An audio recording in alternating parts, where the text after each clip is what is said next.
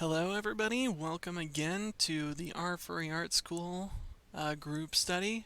We are doing Perspective Part 2 today. We covered Perspective in depth a while back, and we covered a lot of different topics running through exactly what is 1, 2, and 3-point perspective, as well as some blurbs on 4 and 5-point perspective. There are books and stuff that can teach you more about that, but go ahead and watch my last video if you want to cover more of that. So yeah. Alright, today we're going to cover, let's see here, So I made a pretty bad mistake in the last time that I tried to show you a perspective shortcut. And I biffed it pretty hard. So what I'm going to do is I'm going to try and show you where I went wrong when it came to that perspective trick and how to do things right. And so to do that, I'm going to be using two different colors here.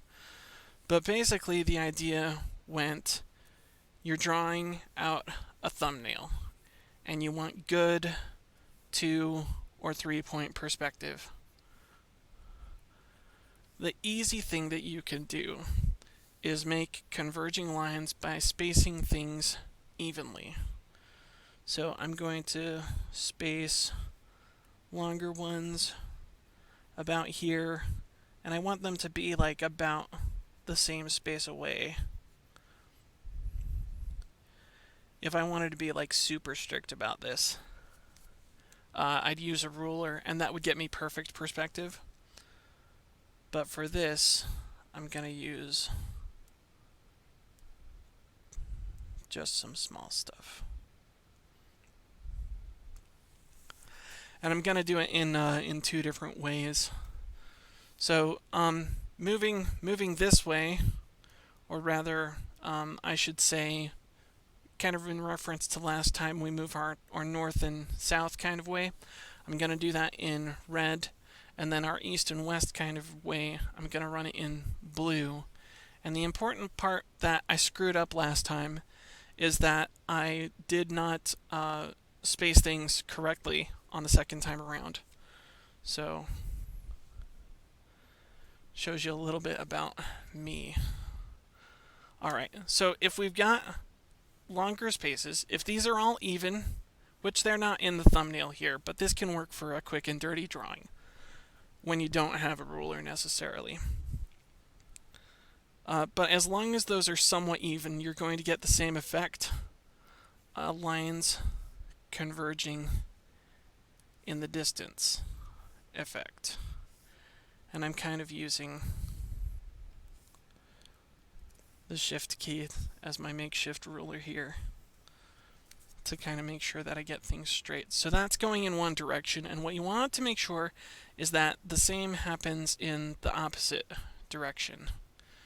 Oh, you know what? I screwed them up from the beginning. Well, whatever. Don't worry too much about that. So I'm going to have this as an even line, this is an even line.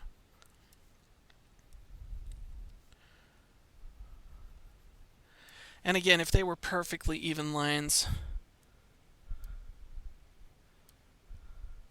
they would always line up completely to converge on points out there in space. But when you're doing a quick and dirty sketch like this, they will not. We'll do that to there. We'll do that to there. We'll do that to there.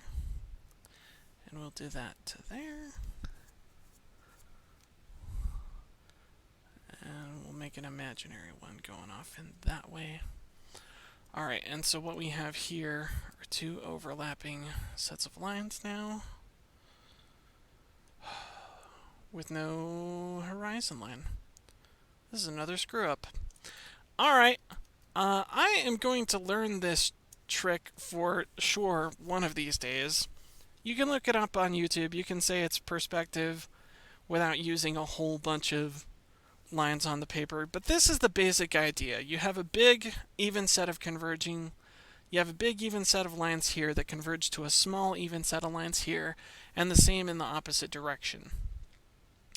What happens when you do that is you can make a kind of makeshift perspective that kind of works. This should still kind of work, and it's not going to be perfect, of course, but it will give you kind of a rough idea. Those are going to be converging, so that's going to go back there. And if it comes back down here, and then this is going to go off in that direction with these ones, so that's going to go down a bit. We'll see if that works. And then for here, we'll follow the blue ones again. And we can see this is kind of warped. Maybe I've got my points a little bit too close, but we can see that it kind of works, right? It works a lot better than it did on my last one. But yeah, I'll have to figure out that horizon line mystery. I'm so ashamed, you guys. I thought I had this figured out. But the basic principle holds.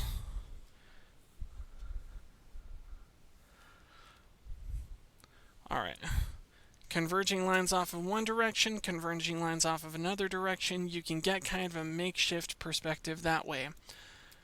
For the way it holds right now, just make thumbnails. It's pretty easy. You're planning out your image or whatever, and this is going to be like a landscape, maybe it's a portrait. You place perspective vanishing points right here and there. Make sure that you get that line straight, and anything shooting out from these lines is going to follow perfect perspective. And you can make out a grid that way. And this way. And this will get you a for sure perfect grid that is not horrible and guessing like mine have been heretofore. It's a little bit messy, but it works. If you're drawing like a big, I don't know, say that you're drawing like an inner space. Your spaces are going to go back. Everything above the horizon line is going to shoot out. And then say you're headed backwards. And then you're drawing like an interior space maybe. And we say there's another box here that's going to be like a couch or something. And we can have it set up in roughly correct perspective so that we can make things and place characters, which is going to be one of the more interesting points. I'm sorry it's taken me so long to get here, but yeah. So, placing people in perspective. If we've got simple figures,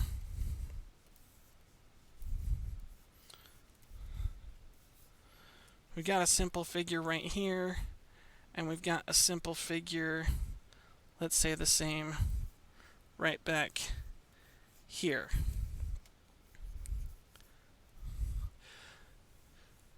What are these figures like if I place the horizon line up here? If I place the horizon line up here, I'm looking down at this person, and I'm kind of looking up at this person, because up here is everything above our eye line, and everything down here is everything below our eye line. So in this particular setup, we've got a person who is clearly taller than another person, right? And sometimes you want that, but sometimes you're like, well, they're actually supposed to be the same size. Not to worry. If you want to make them the same size, you hang them on the perspective line at the same area. So you see how this guy right here, this kind of broad figure right here, I've kind of hung him at the perspective line at his shoulders, right? If I do the same for my other figure here, oh, he's brought into locked perspective, assuming that he's got somewhat similar features to this guy, right? He's now a bit back there. The reason that we can tell this is that things get smaller as they go back in the distance, but as long as they're proportionally the same height, they will lock to the horizon line at the same point. And we can do this in other ways too. And we can really play with the sense of size and scale depending on where we place the other person. So, like, for example, if I place that person right here, suddenly this guy's getting chased by a giant, right? Like, this guy is huge in the distance. He hasn't changed actual drawing size, but because I placed him on a different line in perspective, this guy's shoulders are locked with this guy's knees. And so we can tell that this guy's, like, feet and knees are going to be at least as tall as this person here. So that's one thing. If you've drawn them like to scale and in proportion, well, at least. So, yeah.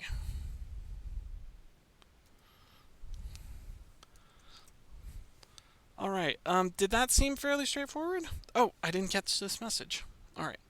First week in the stream, new to furry art, have been traditional artist for a while. I've done painting, still life primarily, trying to learn Krita without a drawing tablet, which is like making pasta without a colander. Yeah. Yeah, the drawing software is only going to take you so far without a graphics tablet. I mean, I've seen people do things with a mouse, like back in my college days. I had a classmate that wouldn't do anything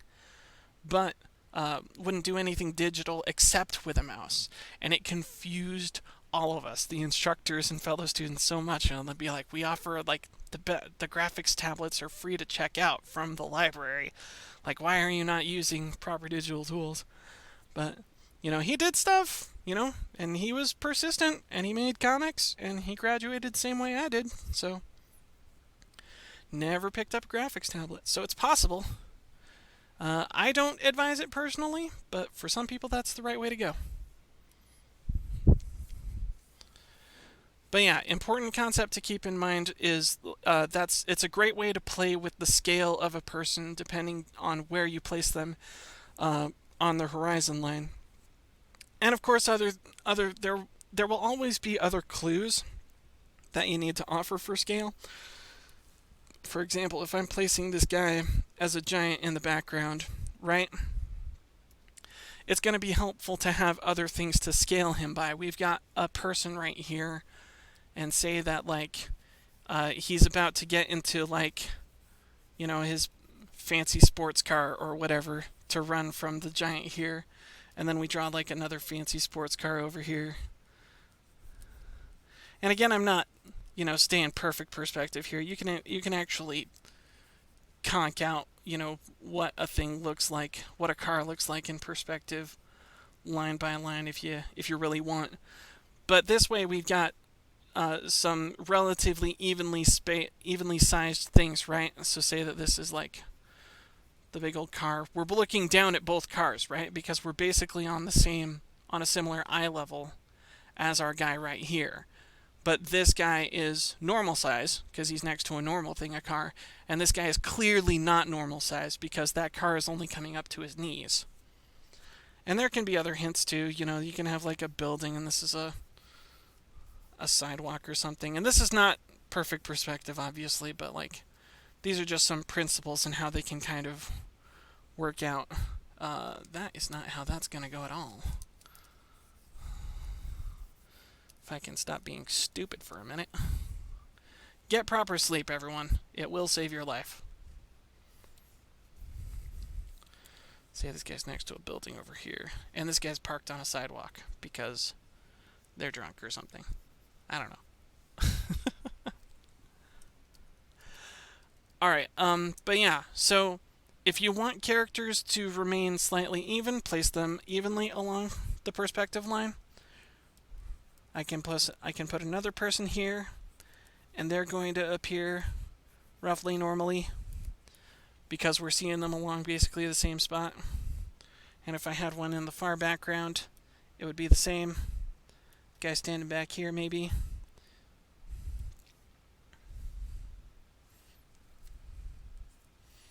I should maybe give these guys tops of heads, huh? So they're not all horned beasts.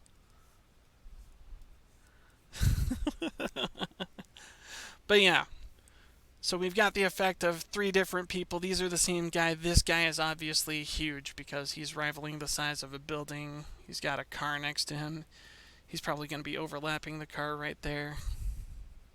This guy's overlapping the car right here. And there are a whole bunch of signs and stuff that point to this being in perspective. And that looked like a guy for a moment. Just have kind of like a floating mass in the distance. Yeah, if you're drawing someone in the distance above the horizon line, they are flying. And like, what are they doing there? Be an awesome superhero or something like that. Something's off about this guy, right? But yeah. So this guy can be said to be like on a platform or something like that. And if for example you're drawing like another person and they're right here, what my instructor used to call this is that, like, oh, we have a guy flying in the air and we have this guy in a hole. If he's supposed to be the same size as this guy and he's drawn right here, he's obviously in a pit of some kind. He's not standing on the same ground as everyone else. So there's got to be some kind of like bunker underground that they're in. So yeah, whenever you want people walking the same ground, the same line of perspective, they're always going to line up on the same place on the horizon line. As long as they overlap the horizon line. If you wanted to draw another person like down here with this guy, you could do basically the same thing, but you just have to understand the principle that, like, the other principles of foreshortening, overlap and so forth. And anytime that you're having like an extreme downshot of people, the same rules will apply to them as it does everyone else. So you aren't able to use the same tricks locking them to the horizon line as locking them to the horizon line. But as long as you draw them in similar enough proportion next to something else, it'll make a bit more sense to what exactly is happening. And I don't know, these guys are like coming up out of the subway or something. That's the reason they're in a hole in the ground. A big old subway sign here or something. I don't know. I've never lived in a place with a subway. All the trains in my area are above ground, so I don't know what that looks like. But yeah, placing characters in perspective. Beware characters flying or in a hole. When in doubt, you can pin characters along the same point in perspective line. When you're a little more grounded with what you're doing in perspective, you can play with stuff like extreme down shots and so forth. Alright, so that's characters in perspective.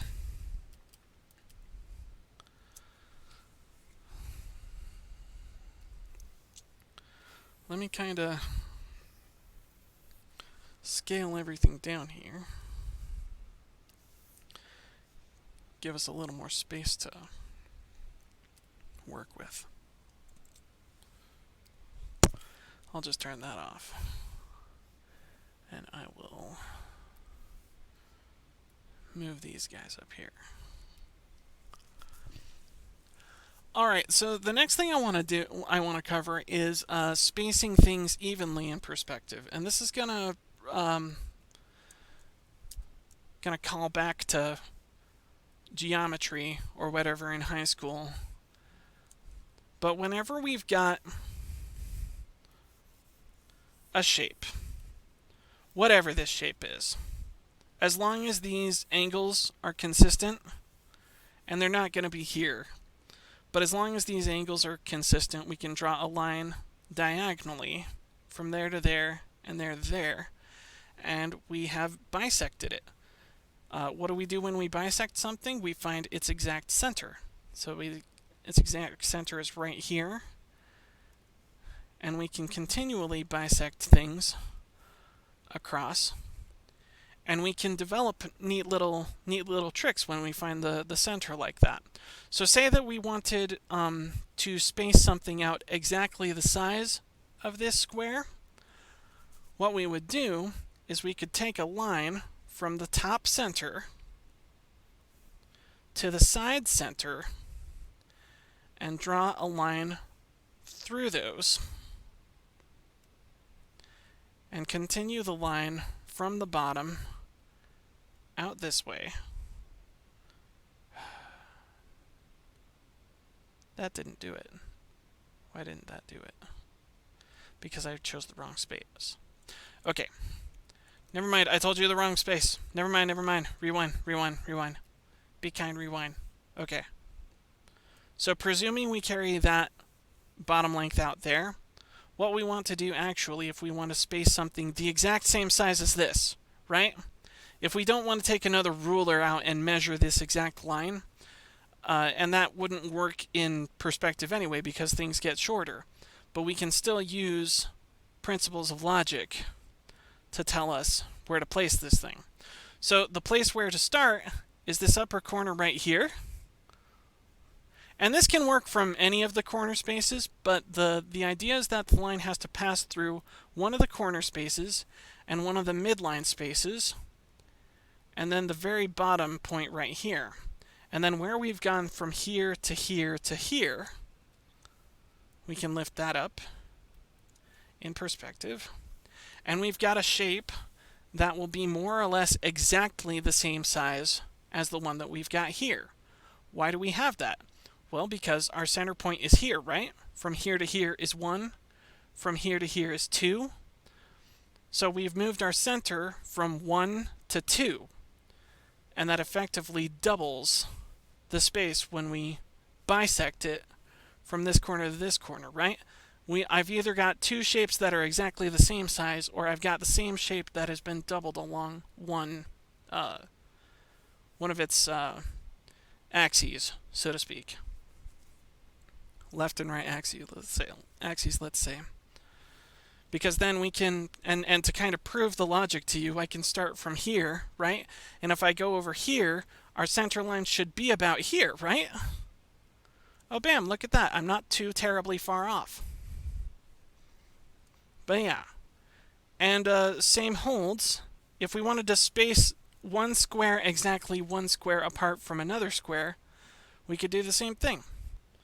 We'll just go from this corner, right there, to the mid spot, about there, and then through the line again. If I wanted to be perfect about this, I could go through here, find that exact spot, go through there exactly, extend this line out exactly. And things are starting to skew a little bit because my first one wasn't perfect. But this principle that I've shown right here, it holds in perspective. So let me show you that.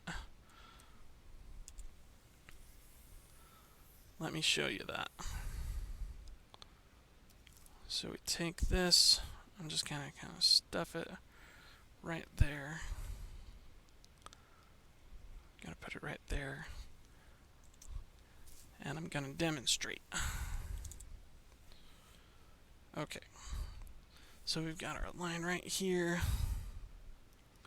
Let's say I'm pasting our two vanishing points right there and there. We can say our canvas is somewhere in here, but actually let's not do the canvas right now. Let's just lay out a somewhat nice looking grid.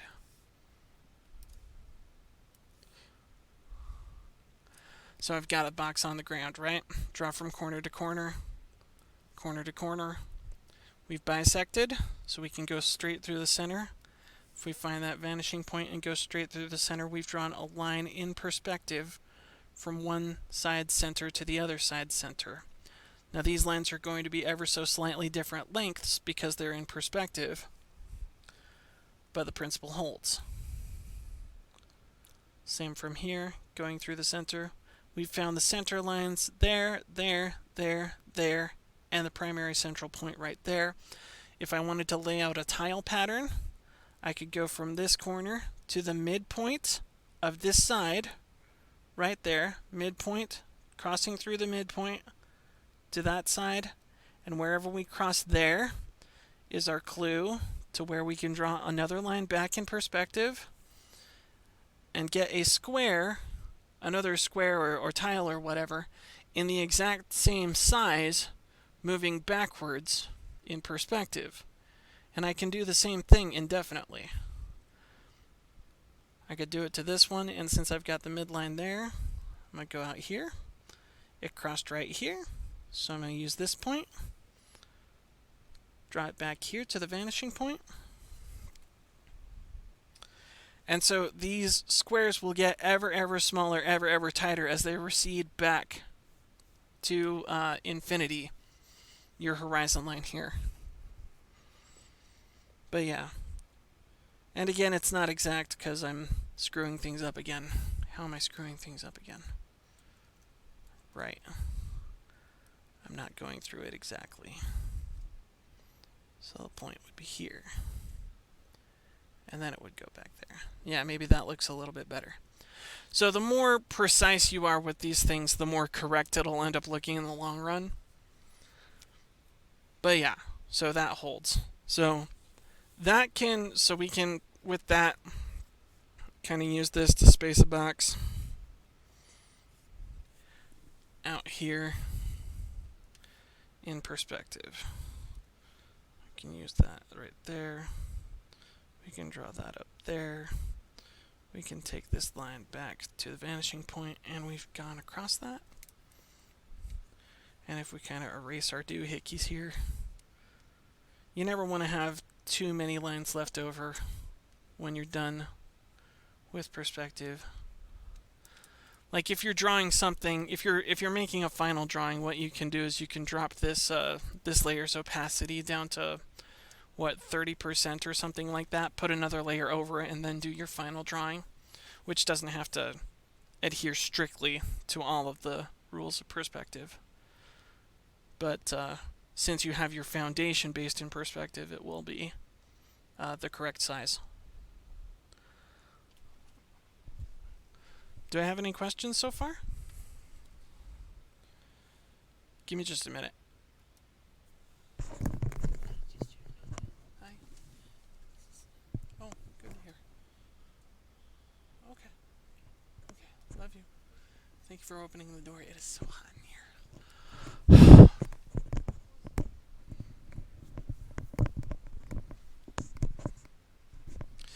Yes, horizon line is the height of the camera, to answer the question in the chat here. It's the height of the camera or the height of your eye. It's both of those things, the viewer height or whatever. So it's not always the literal horizon line, but it is the horizon line according to the camera's height in space. So to kind of give you a sense of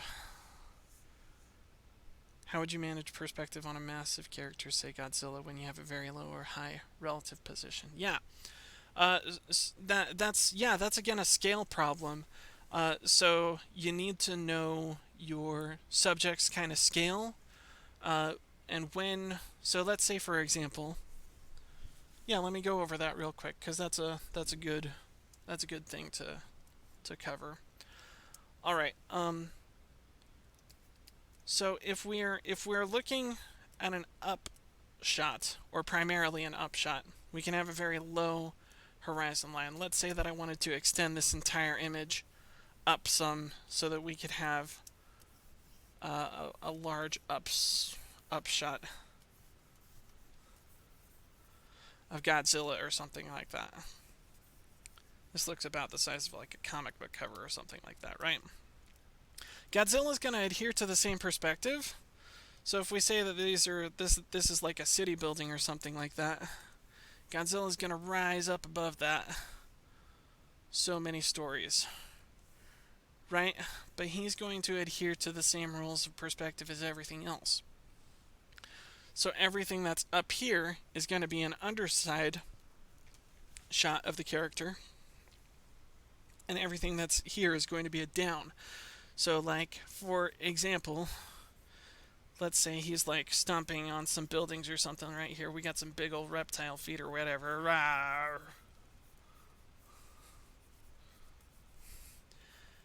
You'll want to note that everything moving up here is going to be an up shot. So we're going to be starting looking at things like knees are going to be curving upwards. Legs are going to be curving upwards. Torso is going to be curving upwards. As we've got, so say we've got a gigantic torso right here. If the scoots are along the belly or whatever, I'll admit it, I'm not a huge fan of Godzilla, so I'm kind of questioning things here. But everything past this point, we're going to be looking kind of up.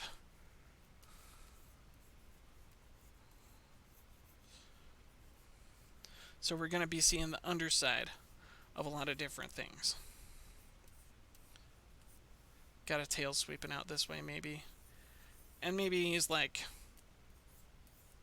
hunched over, bent over, or something like that. That's a little funny so that we can see eyes and so forth.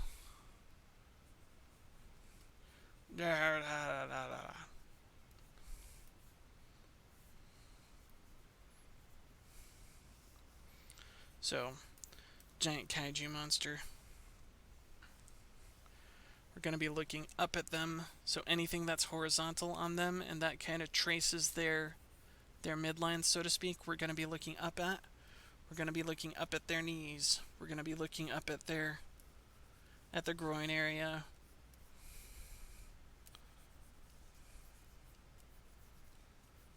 And the only things we're going to be looking down at are the things below the camera eye line, horizon line, whatever you want to call it.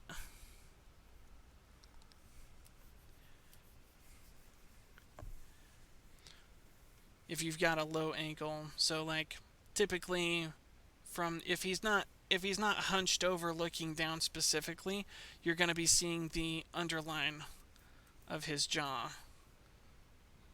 So maybe it goes out like this, and you'll see like his nostrils or something like that, because he's not looking down in this idea anyway.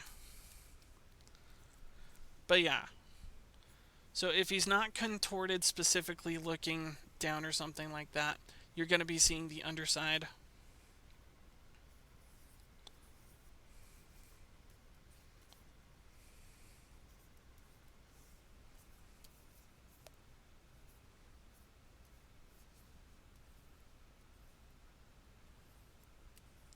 Yeah.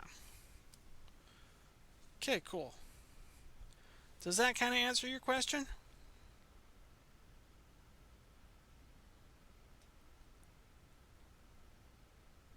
Okay, yeah.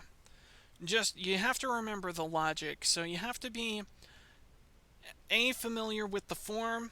What does Godzilla look like from underneath? Like, I'm sure there's some references, right? But if you've got the 3D model of Godzilla kind of built up in your mind, that's where you can operate from, just like plain sketching him out. Otherwise, find a reference. If you're not terribly familiar with like what are Godzilla's proportions, then find a suitable reference if you can. If you can't, you can kind of play with stuff, play with human proportions in the same perspective, in the same perspective, and see if you can find something that looks roughly good enough. You're not always gonna find something that looks good enough, but yeah. And if we're going past there, things will start going down. Maybe his tail curls back around or something like that. And that's a part we end up looking down on, so we can start curving things downward. But yeah, I hope that helps at least a little bit.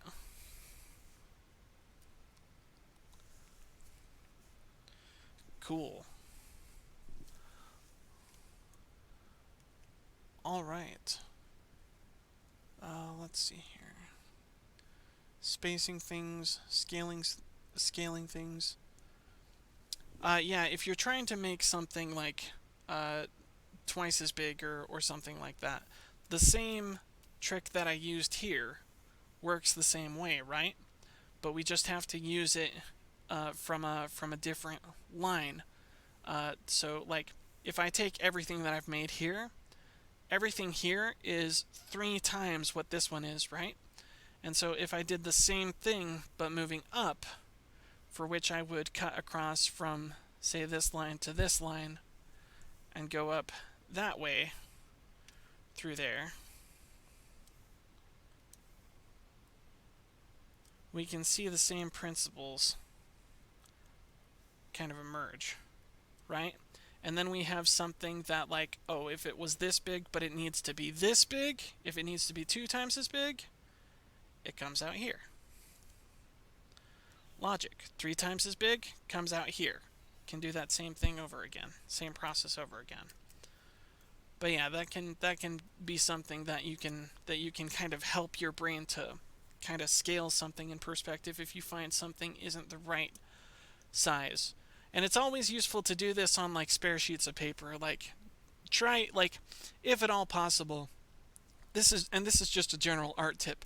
If you've got a problem that your image is putting you in or facing you with, and you haven't quite figured it out, place it aside and figure it out on another set of paper, because sometimes there are other things in the artwork that will distract you or something like that. But yeah, it's a good idea to solve your artistic problems on a piece of sketch paper so that they aren't thoroughly consuming you when you're trying to work on like a final piece. Anyway, bit of advice there for you guys. Alright. So that's scaling things in perspective. Drawing a circle. Gosh, this has taken me too long. Drawing a circle in perspective. So let me again take this thing. Kind of shove it off to the side. Or you know what? That's the wrong thing.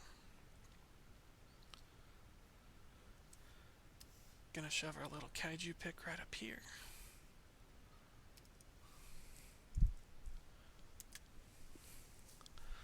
Alright. So, circles. They can be kind of intuited, so to speak.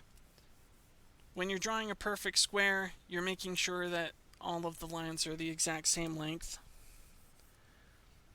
And then you can kind of intuit it. Like, you understand that a circle that will touch all sides of a square is going to touch it exactly once on all sides. It has to be a perfect kind of arc. And what I've got here is not a perfect circle, obviously, but it can be kind of close enough. If you want to be more precise about it, though, like, this is kind of a guessing way, and it can work. So like if you've got a circle in kind of wonky perspective, let's say that we've got some converging lines going this way, and this way, and this way, and that way. Sorry, a little messy here, because I made too many extra lines. But yeah, if we presume that this space is a square, and it doesn't really look like it, but I'm going to treat it like that for now, we can kind of guess at what a circle is going to look like, or what an ellipse is going to look like in this case, in perspective. And guessing's alright, but if we want to be more exact about it, we can take the square and kind of circle it. So what I do to do that is I take the square and we bisect it, right? And we understand, draw a line down from the center there and up here. This is taking the ruler approach, so to speak. So go approximately here, approximately there. And then what we'll do is we'll bisect again up in this corner. That's not perfect, but like close enough. And so we can do that again a number of times.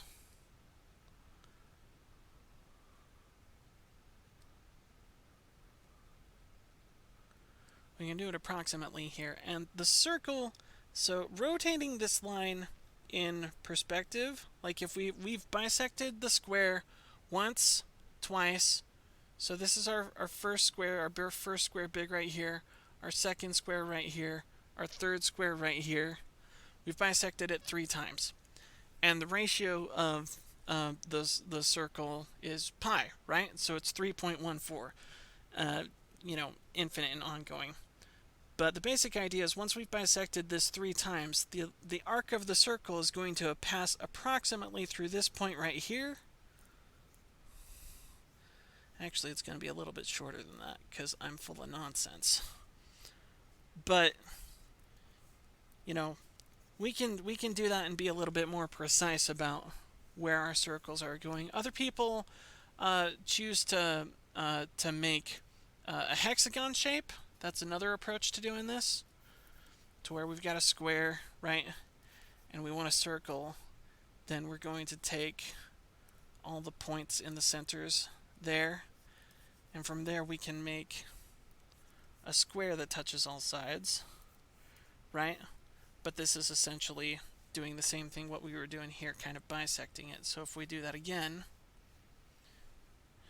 and we bisect it down here, we can get a point out here, and we can draw a straight line there,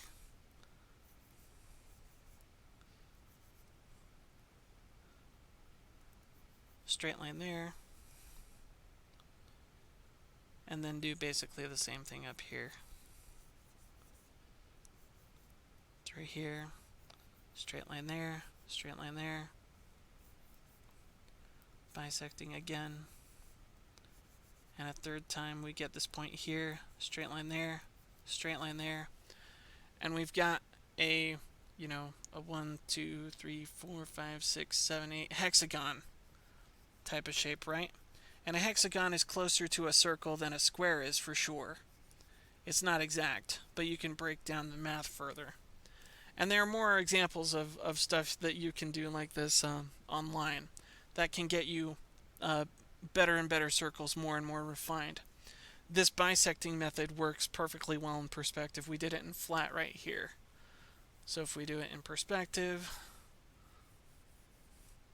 like here, we bisect it. Whoops. Let me use a ruler this time. Perspective, you can kind of guess at it with a ruler. It's a lot easier. So we have a midpoint approximately right here, and then going back through here, and then we bisect it again from these corners.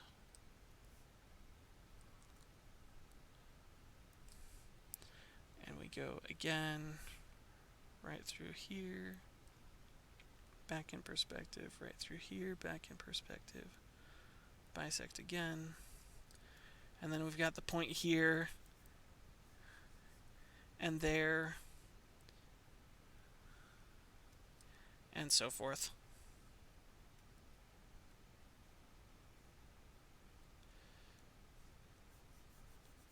Line's going right there and right there.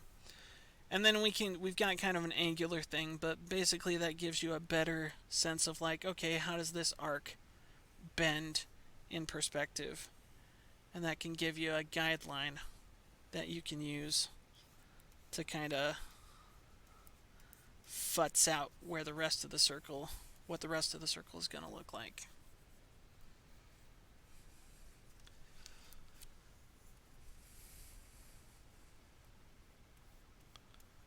So yeah, kind of a goofy longhand way to do it.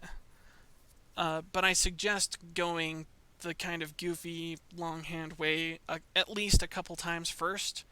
And then by the time you get a feeling for it, then you can start doing things a little more free-handedly, making those circles a little bit more accurately from guessing rather than having to measure each and every time. And there's also fancy math stuff that you can do that I was too lazy to look up, but you can do that as well if you really want. Talk about the major and minor axes like I got a question last time, and I didn't really figure it out. Yeah. Alright, let's see here. Yes, so, and once you have a circle in perspective, right, you kind of have a guideline on how to rotate things in perspective. So let me kind of, this piece looks pretty okay, so what I'm going to do is I'm going to blow it up, and I'm going to move these others out of the way.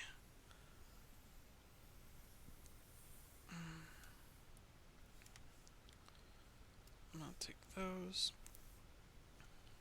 scale them approximately right here. I'm going to move those up here. Yeah. And then what I'm going to do is I'm going to blow up this circle right here. I'm going to make it all big.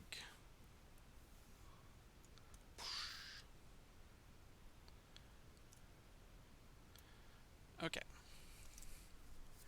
Presuming this is a perimeter of a cube or some other shape that we want to rotate in perspective, right? We've already got corners of the cube touching every single one of these sides, right?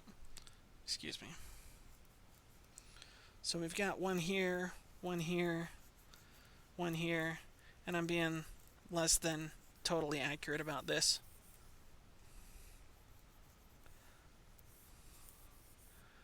But there, we've got kind of the idea. Actually, I should probably switch to red here to really differentiate it. Let me do that. Yeah, that looks a bit better. So we're going through here, and then back there. Right, and then from here, interestingly enough, we have a kind of cubical shape in two-point perspective that does not have vanishing points going off to those places in two-point perspective, right? Because the vanishing points for this circle are going to be way off in the distance over here and way off in the distance over here, right? But none of these lines are ever going to meet those two. However, since we have the circle constraining this box right here, we know that it's in perspective. Things are always going to stay the same, and even though they aren't hitting those, right? So we've rotated this box basically 45 degrees perfect in this perspective space. Whereas if we didn't do that earlier, we would have something that looks more like, let me make a new layer here so that I can kind of show you. So like we've got that original box right there, right? But if the box was in its typical perspective, because that box is the same size as this circle, its points are going to lie along these outer lines, right? And so, hey, we found where exactly our lines are going in perspective. They're going off somewhere that way. They're going off somewhere this way.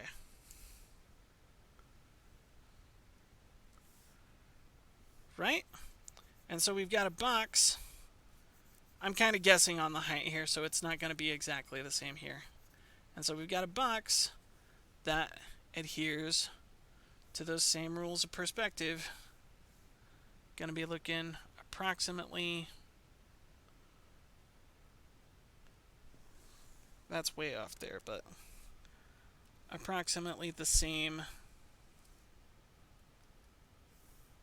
size and shape as the other one. So we see this one, right, overlaid on our other one. And again, I was kind of guessing at the height, so that box is not quite as high. But the proportions are nonetheless constrained on the circle. So it's the exact same size in the X and Z, so to speak, but not necessarily along the Y. Which, if you're a little bit more careful, you can help that. A way to do that perfectly would be to draw two of these circles in perfect perspective, and then you can get super accurate about it. That's not necessarily something I recommend doing all the time. I do recommend doing it once or twice to kind of get an idea. Like, it can help you build that 3D modeler, so to speak, in your head. And again, it's all, very constrained by logic, right? If we've got a circle that encompasses a square, then anytime that you rotate the square, its corners are going to lie somewhere exactly along this circle,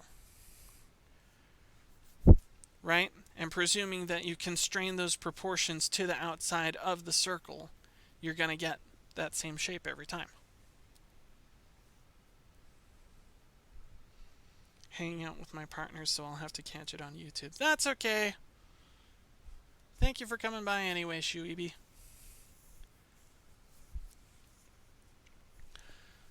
But yeah, okay. Any questions about that? Did that seem fairly straightforward? Clear as mud, at least?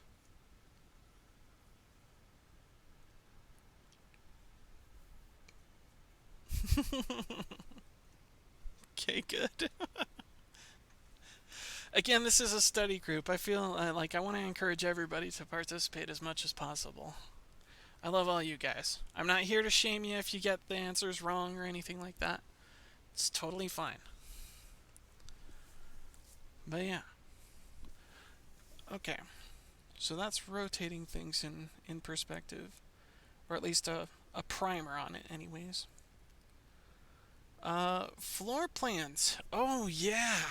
This can be really fun. So say that you've got a, let's see here.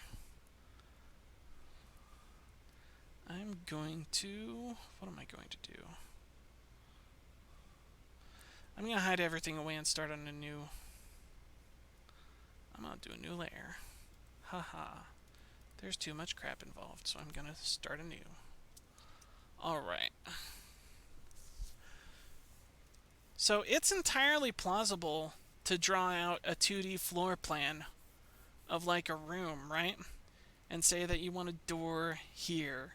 You want a couch here. There's going to be a TV set up right here-ish. And then maybe there's a window over in this corner. And maybe there's a window kind of overhanging this corner or whatever.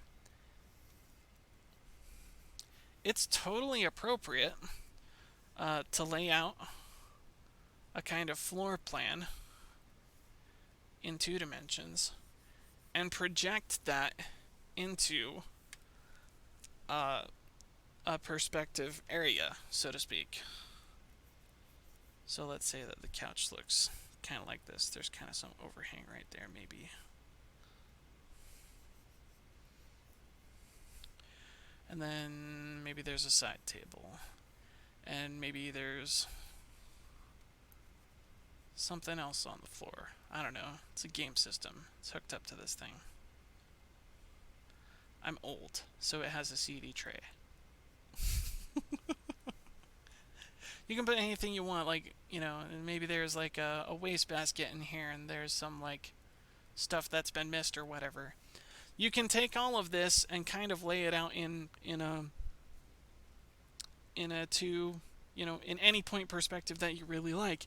You just have to decide the angle that you're looking at it from a camera, and if you're looking for like a small symbol for camera, you've got a camera right. If you've got a camera right here, you can see it's going to see all of this space. So maybe you're going to have to do like a cutaway of the walls or something like that, right? But the camera is going to have a field a view, a picture plane, that's referring to the last perspective video that I did. So the camera is going to see everything within its field of view from the lens. But the idea, so this will be looking to a corner, so we're going to have a 2-point perspective. We're looking at things at an angle, right?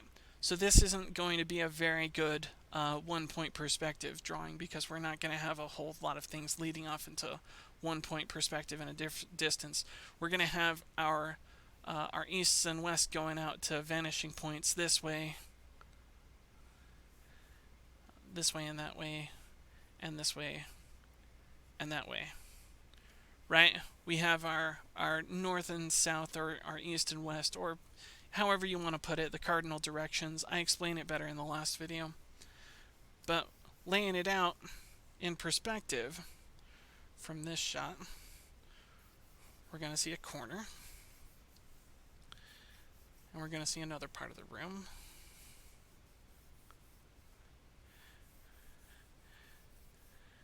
And again, I'm kind of imagining this is like maybe a little bit of a down shot. Well, yeah, it's actually going to be a fair bit of a down shot to where we're looking at in here, right? We had our stuff laid out. We had like our little game console or whatever right here. We had our TV space right here. And we can kind of see already how I'm building out a space in perspective using the floor plan as a guideline, right? So we've got a TV, maybe it's got a stand or something right there.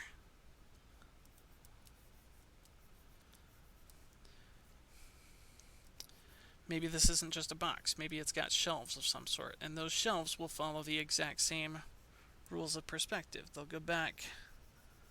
That will have long there.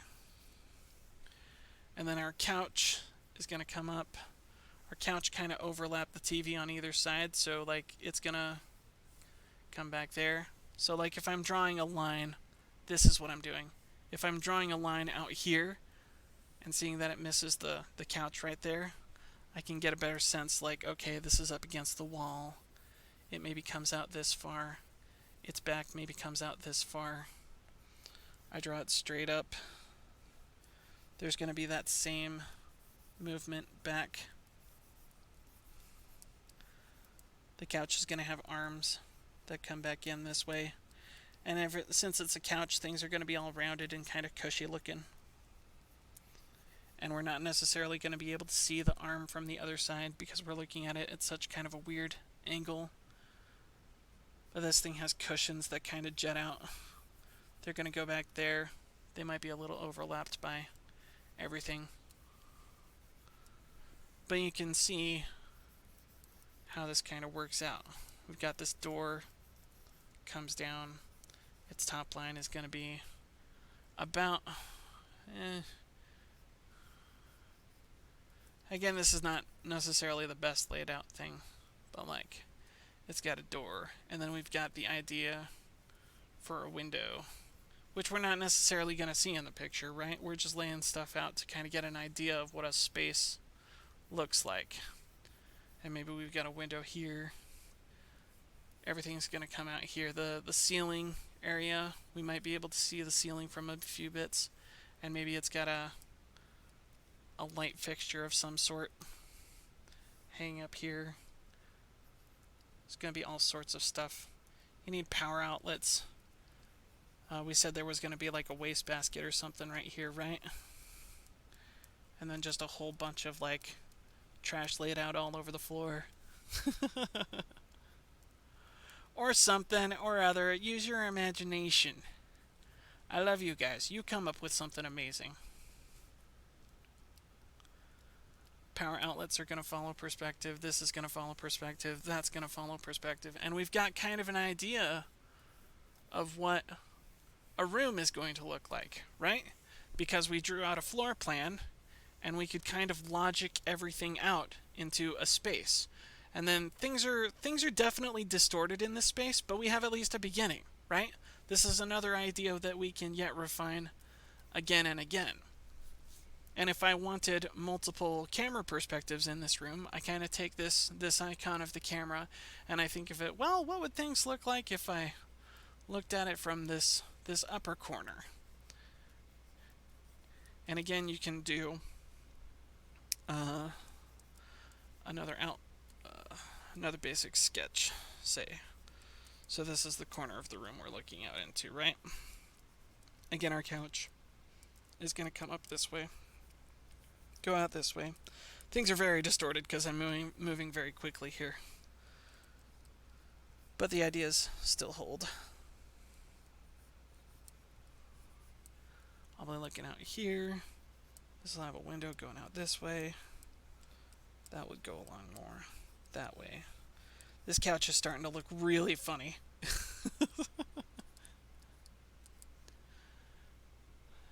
Oh, I said there was going to be like a side table. See, I completely forgot the side table. We could set it out here. It's got a couple legs maybe. We're seeing through the couch there. Just to have an idea.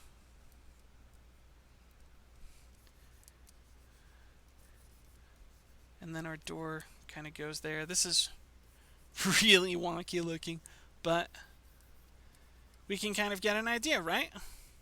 And from this angle, we don't necessarily see the top side of the TV or whatever, but yeah. Oh, I'm super glad I could help you out, Mint. Oh yeah, I guess with that, I've run out of time, haven't I? Okay, cool. Well, yeah, so there's some, there's perspective part 2. Again, there's a whole bunch more to look into this. Basically, the idea like that I covered earlier of placing Godzilla in perspective covers more of like characters in perspective. Again, you want to be pretty familiar with their proportions, especially if you can't find a reference. Find a reference if you at all can. If at all possible, find reference. You know, cheat. There's nothing wrong with cheating. But if you're super familiar with your subject, you can kind of use your brain to make these, 3D models and place things in extreme perspectives to where, like, maybe you've got a tiny person climbing on another person's face, and so you're going to see their head above, their forehead above the horizon line, but their chin below the horizon line or something like that. Really crazy stuff that you can do. I don't think I'm going to cover this again for a third week in a row, though.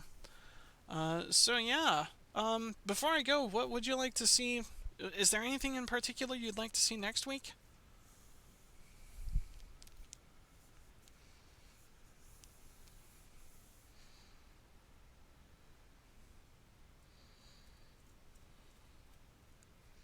Okay. I might cover like fur or painting or something that I'm super unfamiliar with. Oh boy, I'm getting out into territory that I didn't really cover all that well in my schooling days. Yeesh. But no, that'll be new ground to break for all of us. That'll be really that would really make it more of a study group rather than me just presenting things. Maybe we could all discover things together. That was kind of my initial hope in doing this. Hey, do your homework. Do your homework. I'll do mine. If you bring stuff and really impressive stuff to the table, you know, maybe one of these days I'll turn the mic over to you guys. Who knows? Who knows? It could happen. It could happen. This is a study group after all.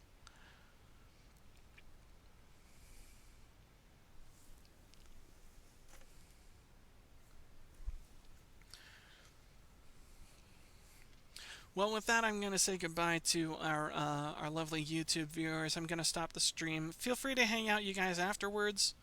Yeah, if you've got any more additional questions, I'll be here.